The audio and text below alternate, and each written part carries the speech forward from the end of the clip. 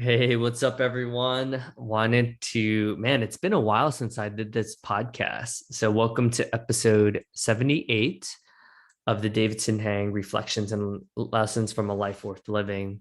This is just a podcast where I just reflect and kind of share with you what's going on in my life and in hopes that you'll get something in it for you as well. It's just a vulnerable space where I can just be myself and hopefully share something that will inspire you or cause you to take action in your own life. And so here it goes.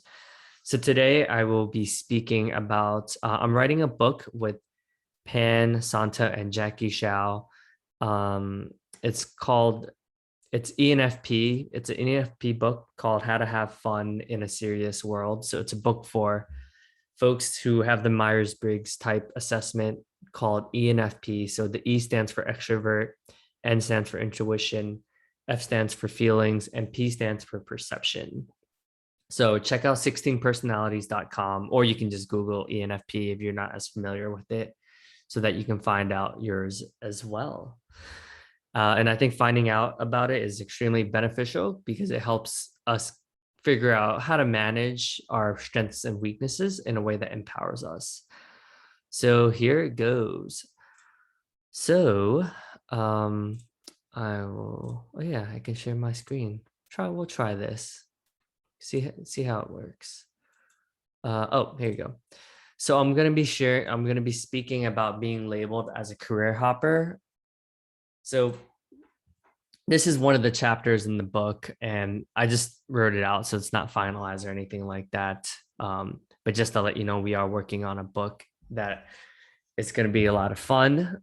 I mean, the book has the word fun in it. So, anyways, here it goes. Career hopper. Being labeled as a career hopper certainly has messed with my confidence. I've been told by leaders that no one will ever hire a career hopper because they simply aren't committed. I remember being told that and was left feeling so hopeless. I now have the perspective that I gave it my all and contributed so much to every organization I've been a part of. I've even had a company I worked for that went out of business and said that and saw that I get to, said and saw that I get to be with the consequences of my decisions. I also realized that it's okay to want to explore and try so many different things. I no longer have the regret for the 30 different jobs I've worked at over the course of my lifetime, from waiting tables to understanding the value of a dollar. I was able to meet so many interesting people, and I fall in love with humanity every single time. I'm fortunate to have a job that pays extremely well, and I get to travel the world. It wasn't always rainbows and butterflies. I've been told, be careful hiring him. He is definitely someone who might not stay here for a long time. Luckily, I've been so fortunate to work for so many companies that I know what perfection looks like in terms of employee experience and company culture. That was always my goal. I've been able to find the purple squirrel, that the company that I've been looking for my whole life. To give you context, recruiters call it a purple squirrel if it's like an almost impossible task. So I'm just presencing you to how much I was seeking that perfect company culture. I've been able to, many people give up the pursuit of perfection in many areas. Some of us are still seeking that in their partners, in their partner. CoachHub gives me the autonomy and ability to coach and be able to have impact in the world. Finding your Northstar can be challenging with all of the noise and responsibilities that come with living in Western society. There's a pressure to fit in, to make money, to buy nice things, live in a pretty house, and drive cool cars. It's hard to believe that life now, where I get to impact so many people every day, if I'm truly present, I can pinch myself every day because I get to wake up to a beautiful wife, live in what I perceive to be a mansion in a new construction home where I never thought was possible at my age.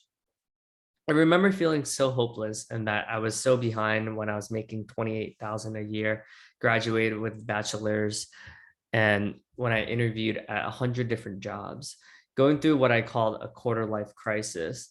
In my 20s, I felt like I was not a good salesperson. I was always good at meeting people and making friends. And in my career, But I was never too motivated. I dated someone who once asked me what I wanted to make my 30s, 40s, and 50s. I remember thinking that 100K was a pretty decent salary. Um, I feel extremely blessed to have had so many opportunities where people took a chance on me despite not having the most stable background and job history, giving myself a lot more credit. And now I give myself a lot more credit than I did in the past, where I could say that I was pretty hard on myself. And I can honestly say that I poured my heart and soul into all of my jobs. I've always given effort and I always wore my heart on my sleeve, and I still do to this day. Being an ENFP, I realize that when choosing a job and career, make sure it's social and does not require doing the same repetitive tasks over and over again.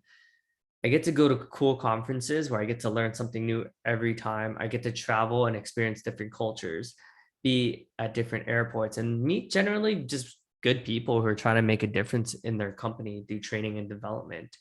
If you were to tell me 10 years ago that I would be working with learning and development professionals like company trainers, people who are responsible for leadership training and professional development for employees across their organizations, I would have told you that you're crazy. I honestly didn't have much confidence in myself, and there was no proven track record of anything other than being extremely social and being a part of many different groups and organizations. So I wanted to share with you a teaser for this book coming up. So yeah, stay tuned, and I hope you enjoyed this. If any of this resonated with you, please reach out. I always love hearing feedback. And I want to leave you with this. Think about what we label ourselves or what society labels us, and think, is it empowering? Is it helpful to think this way? Right. I think labeling myself as a job hopper, because so many people did, was just not very empowering. If I label it now, if I call myself, hey, I'm someone who is just passionate and I love meeting people, I love learning something new, and I love rising up to the challenge, to a different challenge. It's such a more empowering way to look at things. So for all you job hoppers, or what people label you as a job hopper, this episode's for you. And share this with any of your friends who you think are encountering some of the same issues and societal expectations. And cheers. Hope you enjoyed this podcast. Check out other podcasts. Please subscribe to us on iTunes, Spotify, and yeah, love you guys. Cheers.